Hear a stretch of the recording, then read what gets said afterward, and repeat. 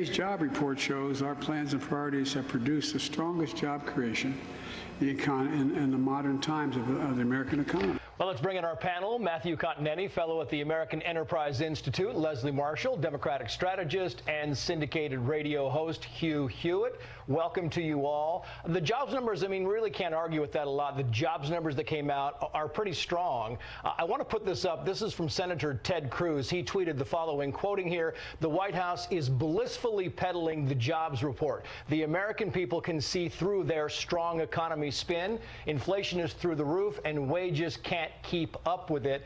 I mean, I get Hugh Hewitt that he is taking a jab at the administration here, but he also makes a fair point because you look at what happened to the markets this week. They were very volatile, and there is a lot of nervous people around these markets these days. Trace, the markets are very upset, and Ted Cruz is right on the mark. The president can go out every single day between now and November and tell everyone the economy is great and it's the best economy that's ever existed. They're paying $125 at the pump to fill their truck. They know what the grocery bill is, and the 30-year fixed mortgage went back above 5% for the first time since 2010, I believe.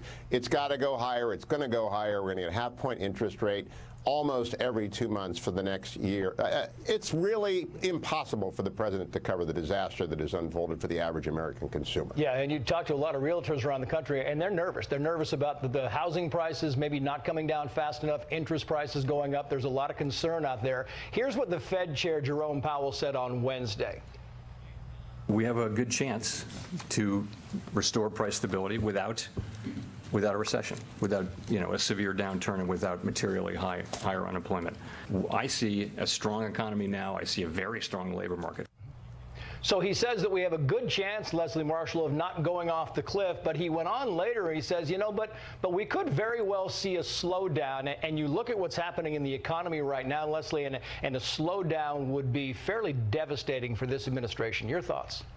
Well, we have a good economy, as you just heard right now. When you see this jobs report and when you see unemployment low and when you see hourly wages over 5%, 5.5% to be exact, from a year ago, an increase of that, that's all good. That's all positive. But we don't hear that, do we? No, we hear the negative. And I've got to say, my party, the Democrats, are not using this opportunity to say, hey, this is good news. And the Biden administration has a right, sorry, Ted Cruz, to be happy about this. Republicans would be doing the same thing. And this is what's predictable about whatever party's in power, mine as well. Mm-hmm. They always look at whatever report and they go, yeah, but let's look at the glass half empty. And both parties do it to the other side. Inflation is a concern. We do see interest rates going up.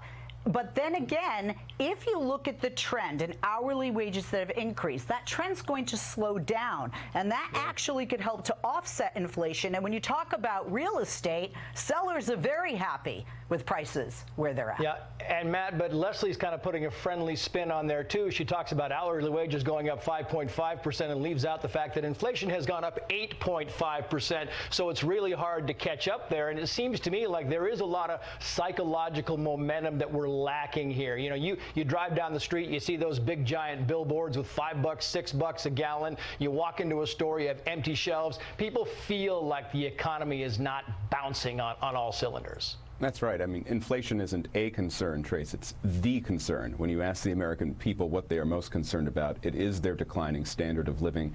And that's what's leading them to assess this economy negatively. That's what's causing the fall in Joe Biden's approval rating. And that's what's leading to rising Republican enthusiasm for the fall. Yeah, it's a fair assessment. I want to play this and move on if I can, panel. This whole concept of the Roe v. Wade, it was a big story. It broke late one night this week. I want to play Peter Doocy. He's talking with Jen Psaki about planned protests outside of the homes of Supreme Court justices, and I'll get your response. Watch this. Do you think the progressive activists that are now planning protests outside some of the justices' houses are extreme? Peaceful protest? No. Peaceful protest is not extreme. We have seen, Leslie Marshall, that, let's face it, these things are not legal. Peter Doocy kind of pointed that at the top of the show tonight. You can't go to a Supreme Court justice's house and hold a protest on their front lawn, nor should you. What are your thoughts on this? But you can, the First Amendment says, have a peaceful protest on the sidewalk outside of their home, in the street in front of their home, across the street from their home. And that's what makes our nation great, and one of the foundations, certainly the First Amendment in our Constitution in this nation.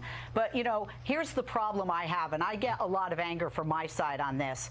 Protesting, wonderful. We've seen women's marches. That's great. Yeah. But unless we get out and vote in November in the midterms when Democrats don't show up in the numbers Republicans do, it's all for naught. You've got to vote. And showing the people that stayed home, shame on them, because if this draft does become a decision, this is where we're at as a result of people who didn't vote, were apathetic and didn't care and thought somebody else would do it for us, or that person's got it in the bag. Matt, the pro-choice group Ruth sent us, referring of course to Ruth Bader Ginsburg, who said the following here: whether you're a Catholic for choice, ex-Catholic of other or no faith, recognize that 6 extremist Catholics set out to overturn Roe stand at or in a local Catholic church Sunday, May 8th, then goes on to hashtag War on Women, Mother's Day strike, protesting inside a church, Matthew. Look, Trace, we have to reestablish the distinction between the private sphere and the public sphere. It's one thing to have a protest in front of the Supreme Court building if this opinion becomes the final ruling. It's another thing to go into churches, to target people's homes. That is violating the distinction that all civilized societies make between private and public. And it's a reminder that if this opinion becomes the holding decision, it's going to restore abortion law to the states and democratic procedures. And that means the rule of law, not mob rule.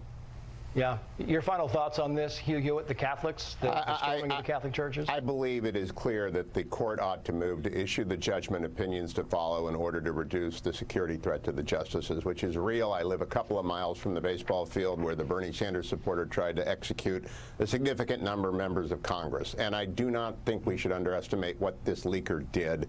And I think that court should, Tom Cotton suggested it, I think the senator is right, issue the judgment and opinions to follow.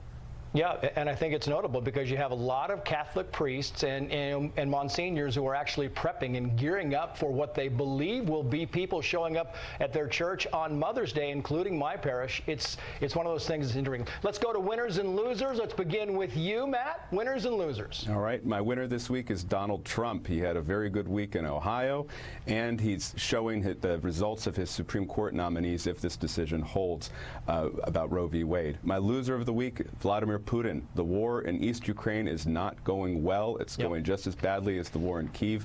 And I think the question is, what happens next? Yeah, Leslie, quickly. Winners, Biden administration for the strong jobs report and the low unemployment rate that continues. Losers, Republicans in the state of Louisiana who are trying to push through legislation to make abortion homicide. Yeah. I got a one winner from you, Hugh. Go ahead. It's the pro-life legal groups, and there are dozens of them. I know the Alliance Defending Freedom is the one I've worked with the most, Thomas More. It took them 25, 30 years after the Casey decision, but they are on the brink of a long-sought victory. Yep. Panel, thank you all. We appreciate your time and your comments.